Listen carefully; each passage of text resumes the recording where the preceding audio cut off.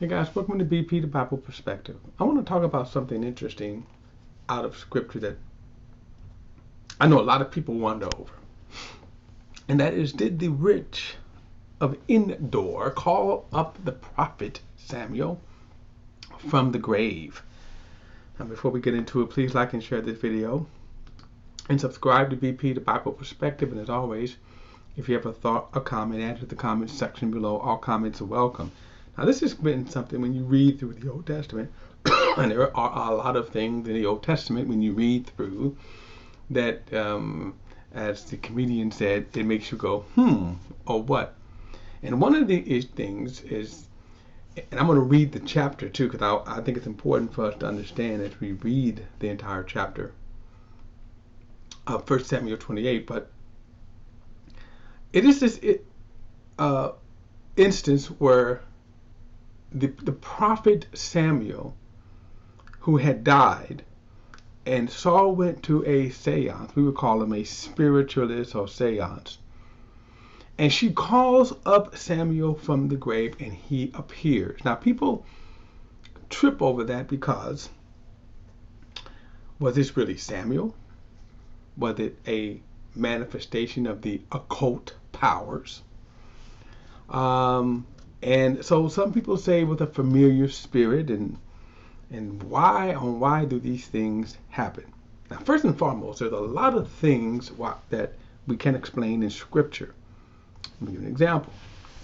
When you read the book of Job, one of the first things, the first two chapters of Job they give us a heavenly scene where Satan is in the midst of in heaven, and God has this conversation with Job.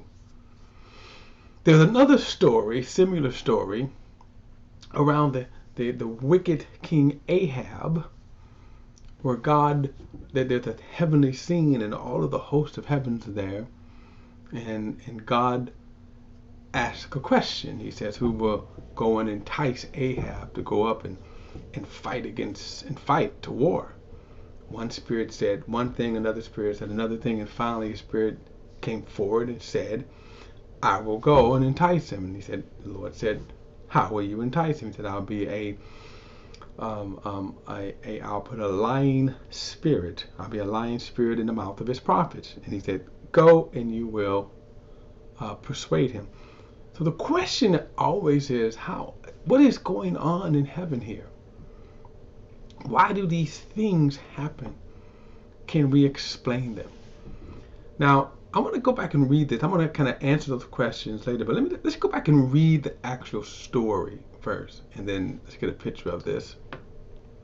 This is 1 Samuel, and again, in order to understand kind of what's going on here, one of the first things is that the 1 Samuel, is where Israel asks for a king. God gives them a king, Saul.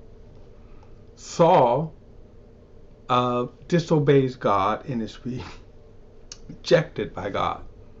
So at some point, Samuel's true heart is manifested. God had prophesied he was going to destroy his life, kill him, and his sons, his whole entire seed. We're coming to the part where this is now coming to pass. One of the ways that God is going to do that is through the war of the Philistines. And so this is what happens. It said, by this time Samuel had died, and all of Israel had mourned for him and buried him in Ramah, his city. And Saul had removed the mediums and spiritualists from the land. Now that's going to be important to the story. The Philistines came together and captured Shuham. So Saul gathered all of Israel, and they camped at Gilboa.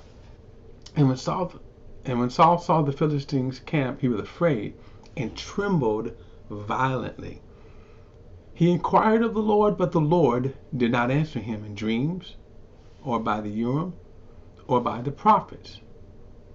So then Saul then said to his servants, find me a woman who is a medium so I can go and consult her. Now, this is important because this is true to Saul's character. This is what got him in trouble in the first place, doing things beyond what he is told. Now, think about this. He is asking God for wisdom. He doesn't get an answer, so he takes matters in his own hands. Okay, so this has been what got him in trouble in the first place. He has been an exceedingly wicked king, as it turns out. Now you remember he put all of the when things were nice, he put all the mediums out in the separatists. So his servants replied, "There is a woman at Endor who is a medium." Saul disguised himself by putting on different clothes and set out with 2 of his men. They came to the woman at night, and Saul said, "Consult a spirit for me. Bring up for me the one that I tell you." Now at this point, the question becomes, does the woman have those abilities? In other words, there are a lot of people who claim to have spiritual and psychic problems, and does she have that? Okay, I'm going to answer that later. Verse 9 though, but the woman said to him, you surely know what Saul has done, how he has killed the mediums and the spiritists in the land. Why are you setting a trap for me to get me killed? And then Saul swore to her by the Lord, as surely as the Lord lives, nothing bad will happen to you because of this. Who is it you want me to bring up for you? The woman asked. Bring up Samuel for me, he answered. And when the woman saw Samuel, she screamed, and then she asked Saul, "Why did you deceive me? You are Saul." But the king said to her, "Don't be afraid. What do you see?" "I see a spirit form coming out of the earth," the woman answered. Saul asked her, "What did it look like?" "An old man is coming up," she replied. "He's wearing a robe." Then Saul knew that it was Samuel, and he bowed his face to the ground and paid homage. Now this is interesting here. If you ever see, and this is a sidebar, the movie Ghost with Whoopi Goldberg and the late Patrick Swayze, you see this kind of scene where Whoopi plays a fake spiritualist, but yet when all of a sudden she actually hears actual ghosts and she freaks out. It kind of reminds me of this scene here, and I'm also wondering if they ripped off this scene from the Bible, but I digress. But I want you to pay attention right here, verse 15 now. This is Samuel speaking. "Why have you disturbed me by bringing me up?" Samuel asked Saul. Said, "I'm in serious trouble," replied Saul. Now, just so we know, Samuel had made a proclamation to Saul that he was going to die, and from that day, he never saw Samuel again. He never spoke to Samuel again. Okay, and what is amazing, of course, he's speaking to Samuel. Now, as Samuel's coming up from, this is Sheol. Okay. He says, "The Philistines are fighting against me, and God has turned away from me. He doesn't answer me anymore, either through the prophets or dreams. So I've called you to tell me what I should do." Typical Saul. Now think about this logic. 1, God is not answering me, so I'm asking you. But this has been Saul's MO, that he's been doing this on his own, mind you. Verse 16, Samuel answered, "Since the Lord has turned away from you," and by the way, remember, Samuel has been hearing from God in a while, since Samuel has pronounced God's judgment on him. Anyway, Samuel answered, "Since the Lord has turned away from you and has become your enemy, why are you asking me? The Lord has done exactly what he said through me. The Lord has torn the kingship out of your hand and has given it to your neighbor David. You did not obey the Lord and did not carry out his burning anger against the Amaleki, how you want to pronounce it. Therefore the Lord has done this to you this day. And the Lord will also hand Israel over to the Philistines along with you. Tomorrow you and your sons will be with me.